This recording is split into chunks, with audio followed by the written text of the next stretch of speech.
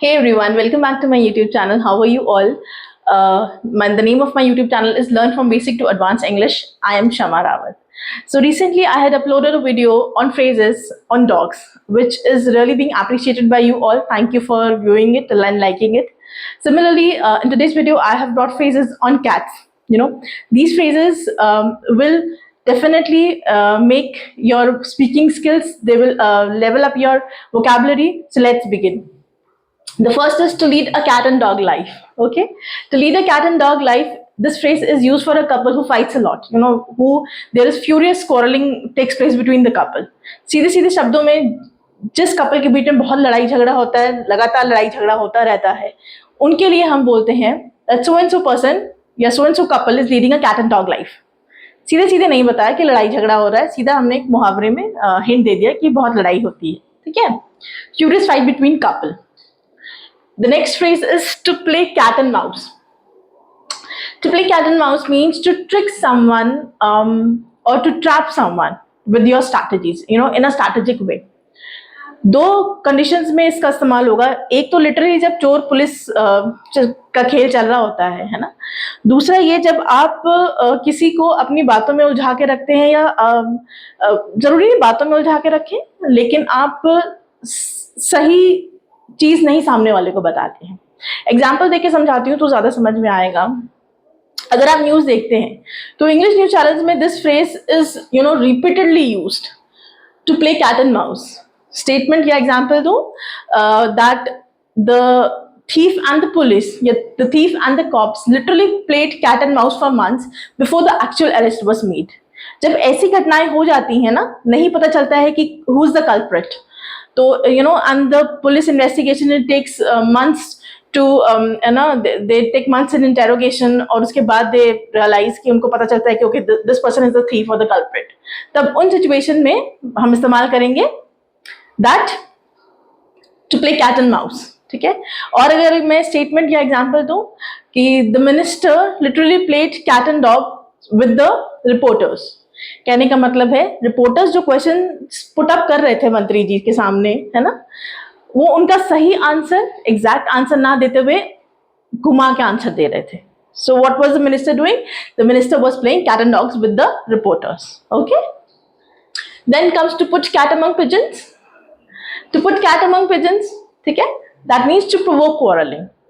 अगर कोई ऐसा इंसान है जो लड़ाई को बढ़ावा देता है, हिंसा को बढ़ावा देता है ना, तो उसके लिए हम इस्तेमाल कर सकते हैं that so and so person he literally put the cat among the pigeons.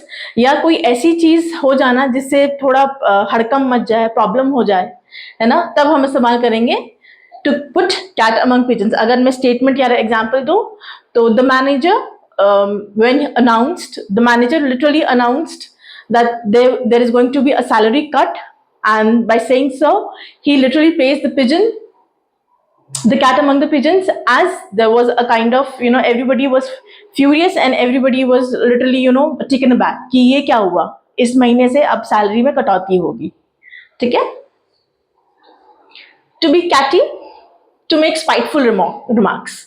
to be catty मतलब कभी कभी ऐसा होता है ना, कुछ लोग जानबूझ के ऐसी बात कर देते हैं जो पब्लिक प्लेटफॉर्म पे या आपके अगल बगल काफी सारे लोग हैं, आपको नहीं करनी चाहिए, है ना. जैसे हिंदी में होता है दुखती रग पे हाथ रख देना, वही वाला है टू मेक कैटी रिमार्क्स. ठीक है. अगर मैं एग्जांपल या स्टेटमेंट दूं that yesterday I was having dinner with my friends and it was very catty of Mrs. Verma, as he asked Rohan about his ongoing procedure of divorce. ठीक है, रोहन का divorce हो रहा है. This is an example friends. Rohan का divorce हो रहा है and was really catty of her to ask in front of everyone. ठीक है, ऐसी बातें सबके सामने नहीं रखनी चाहिए. So this is a catty remark, to be catty. Okay. A cat fight, dog वाले फ्रेजेस में था, फ्रेज वाली वीडियो में था डॉग फाइट, अब ये कैट फाइट है.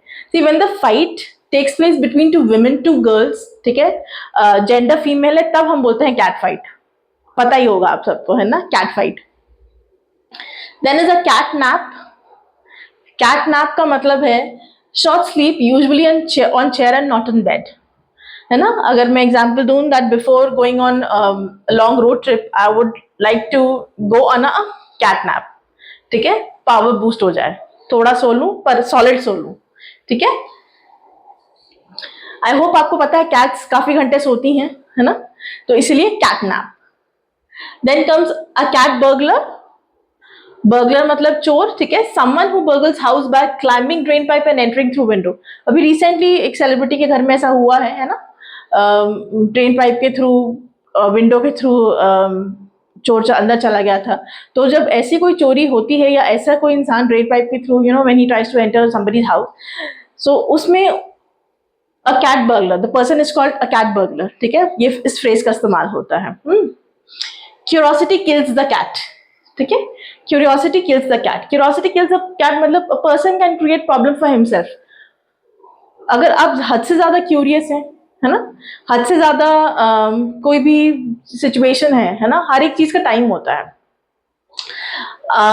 ये तभी ज्यादातर इस्तेमाल होता है जब आप बताना चाह रहे हो कि थोड़ा सब्र करिए, सब्र का फल मीठा होता है, तब आप बोलेंगे क्यूरियोसिटी किल्स द कैट, ठीक है, have patience. Next is no room to swing a cat. No room to swing a cat means very less space.